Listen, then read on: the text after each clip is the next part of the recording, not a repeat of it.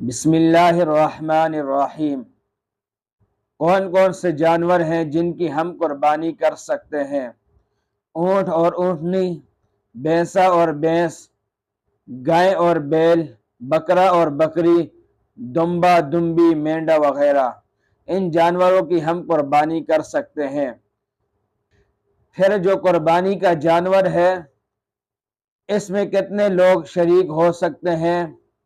تو اونٹ اور اونٹنی، گائے اور بیل، بھینسا اور بھینس، یہ جو بڑا جانور ہوتا ہے اس کے اندر 7 آدمی شریک ہو سکتے ہیں، زیادہ سے زیادہ 7 آدمیوں سے زیادہ بڑے جانور کے اندر آدمی شریک نہیں ہو سکتے۔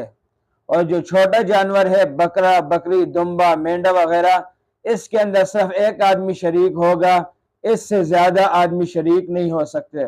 تو بڑے جانور کے اندر 7 آدمی اور چھوٹے جانور کے اندر 1 آدمی شریک ہو سکتا ہے۔ بڑے جانور کے اندر 7 آدمی شریک ہو سکتے ہیں، اس پر دلیل حضرت جابر رضی اللہ تعالیٰ عنہ کی حدیث ہے، فرماتے ہیں کہ ہم نے نبی کریم صلی اللہ علیہ وسلم کے ساتھ حج کا احرام باندھا تو نبی کریم صلی اللہ علیہ وسلم نے ہمیں حکم دیا کہ ہم گائے اور اونٹ کے اندر 7 آدمی شریک ہو جائیں۔ اس حدیث سے پتہ چلتا ہے کہ بڑے جانور کے اندر 7 آدمی شریک ہو سکتے ہیں۔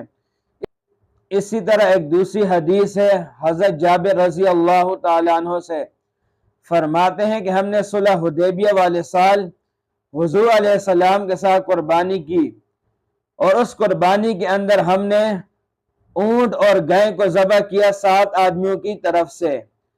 تو اس حدیث سے بھی یہ بات پتہ چلتی ہے کہ گائے اور اونٹ کے اندر جو ہے 7 آدمی شریک ہو سکتے ہیں، اور بکری جو ہے وہ 1 آدمی کی طرف سے ہوگی۔ حضرت عبداللہ بن عمر رضی اللہ تعالیٰ عنہ کی روایت ہے، فرماتے ہیں الشاۃ عن واحد، بکری 1 آدمی کی طرف سے ہے۔